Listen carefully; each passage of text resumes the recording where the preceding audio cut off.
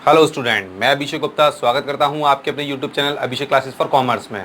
Last हम लोगों ने बिल ऑफ एक्सचेंज पे एक सीरीज स्टार्ट की थी, उसी सीरीज को आज हम कंटिन्यू कर रहे हैं और आपके लिए मैं आज कुछ जर्नल एंट्री लेकर आया हूं। हमने अब तक जर्नल एंट्री में डिसऑनर तक की एंट्री सीख ली थी, जिसमें मैं आपको एक बार रिपीट करा देता हूँ। इसमें दो पार्टियाँ होती हैं, एक होता है सेलर, एक होता है परचेजर। क्रेडिटर को भी हमने इन्वॉल्व किया था, लेकिन उसका हमने अलग से सेक्शन आपको दिया था। सेलर क्या सबसे पहली एंट्री सेल्स की होती है, जिसमें वो करता है purchase account debit to sales account. Purchaser करता है purchase account debit to seller. उसके ठीक बाद गुड्स सोल्ड या परचेज हो जाने के बाद बिल ड्रॉ करने की एंट्री आती है।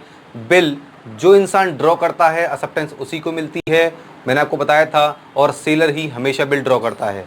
कहने का सेंस ये है कि सेलर को ही एक्सेप्टेंस मिलती है, बिल ड्रॉ करने की कोई एंट्री नहीं होती। एक्सेप्टेंस रिसीव करने की एंट्री होती है, जो कि सेलर की बुक में होती है। वो एंट्री होती है bill receivable account debit to purchaser, और परचेजर एक्सेप्टेंस गिवन की एंट्री करता है seller debit to bills payables account.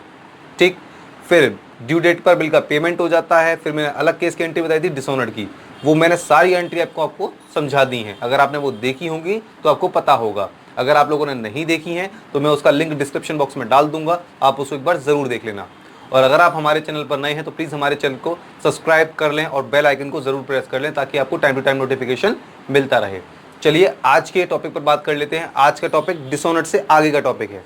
देखिए, जब परचेजर ड्यू डेट पर पेमेंट नहीं दे पाता, जिससे बिल डिसऑनर्ड हो जाता है, बिल डिसऑनर्ड हो जाता है तो परचेजर एक बार फिर से सेलर से रिक्वेस्ट करता है कि मेरे ऊपर दोबारा एक बिल लिख दो ताकि मैं उसका पेमेंट कर पाऊँ।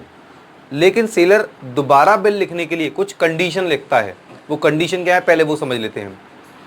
वो कंडीशन है, देखिए, अगर टाइम पर पेमेंट नहीं होगा, परचेजर टाइम पर पेमेंट नहीं करेगा, तो सेलर परचेजर पर कुछ पेनल्टी लगाएगा एज अ इंटरेस्ट। तो ये कंफर्म बात है, डिसऑनर्ड के बाद अगर दोबारा बिल लिखा जा रहा है तो गारंटेड 100% सेलर परचेजर से इंटरेस्ट जरूर लेगा, 110% लेगा। अब वो डिपेंड करता है कंडीशंस पर कि वो क्रेडिट में है या कैश में है। तो या तो कैश इंटरेस्ट ले सकता है या क्रेडिट इंटरेस्ट, कुछ भी हो लेगा जरूर, इंटरेस्ट जरूर लेगा 100%। अब कुछ और भी ले सकता है, वो क्या ले सकता है वो देखते हैं। Some part of bill, suppose करिए 10,000 का बिल है, तो वो ये कह सकता है मुझे 6,000 तो तुम कैश में दे दो, बाकी रिमेनिंग 4,000 का मैं बिल लिख दूंगा, ये भी बोल सकता है। ठीक है, फिर नोटिंग चार्ज भी ले सकता है। सम पार्ट ऑफ बिल और नोटिंग चार्ज ले भी सकता है, नहीं भी, दोनों ही बातें हैं। क्लियर, लेकिन इंटरेस्ट जरूर लेगा, चाहे कैश ले ले चाहे क्रेडिट ले ले। कैश इंटरेस्ट लेगा तो क्रेडिट इंटरेस्ट नहीं लेगा, क्रेडिट इंटरेस्ट लेगा तो कैश इंटरेस्ट नहीं लेगा, लेकिन ये कंफर्म बात है इंटरेस्ट लेगा जरूर। ये भी हो सकता है कि इंटरेस्ट, इन दोनों इंटरेस्ट में से कोई सी एक इंटरेस्ट ले ले, नोटिंग चार्ज ले ले और सम पार्ट ऑफ बिल भी ले ले, मतलब तीनों चीजें ले ले, कोई सी भी दो ले ले, कोई सी भी एक ले ले। लेकिन ये कंफर्म बात है, बिल डिसऑनर्ड होने के बाद अगर नया बिल लिखा जा रहा है, नया बिल ड्रॉ किया जा रहा है, तो इंटरेस्ट तो लेगा ही लेगा, और नोटिंग चार्ज अगर लगा होगा बिल में तो नोटिंग चार्ज का भी पेमेंट ले लेगा। अब ये सारी चीजें लेने के लिए एंट्री क्या पास होती हैं वो देखते हैं। चलिए, in the book of seller, in the book of purchaser, मैंने सेलर को हर बार की तरह यहां पर ए एज्यूम किया है और परचेजर को हर बार की तरह मैंने बी एज्यूम किया है।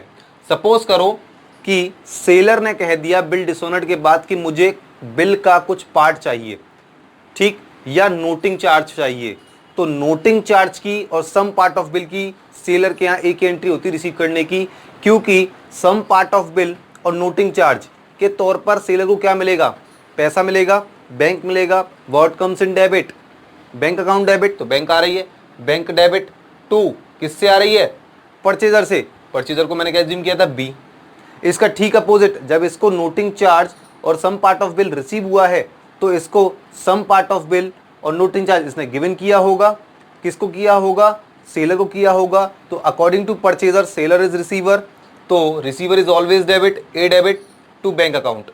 कहने का सेंस ये है कि some part of bill paid करने की और नोटिंग चार्ज पेड करने की एक ही एंट्री होती है। आप यही एंट्री दिखाएंगे, ये पेड करने की, ये रिसीव करने की। क्लियर। अब कैश इंटरेस्ट अगर इसने रिसीव की हो सेलर ने, तो कैश इंटरेस्ट रिसीव करने की एंट्री होती है एज ए इंटरेस्ट। सेलर के पास क्या आएगा, बैंक, तो बैंक अकाउंट डेबिट, टू वो पैसा किस वजह से आ रहा है, इंटरेस्ट की वजह से आ रहा है, इंटरेस्ट रिसीव हो रही है तो आपकी इनकम है, and all income are credit. Clear?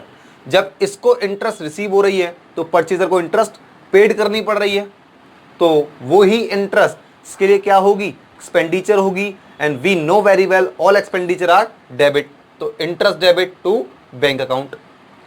Narration आप डाल देंगे बीइंग इंटरेस्ट पेड और बीइंग इंटरेस्ट रिसीव। अब सपोज करिए कि इंटरेस्ट कैश में ना मिलकर क्रेडिट में मिल रही है, तो जहां आपने बैंक लगाया था, बैंक का नाम लिखकर, बैंक का नाम ना लिखकर आप सेलर की बुक में परचेजर का नाम डाल देंगे, बी डेबिट टू इंटरेस्ट, और यहां पर भी बैंक ना डालकर आप सेलर का नाम लिख देंगे।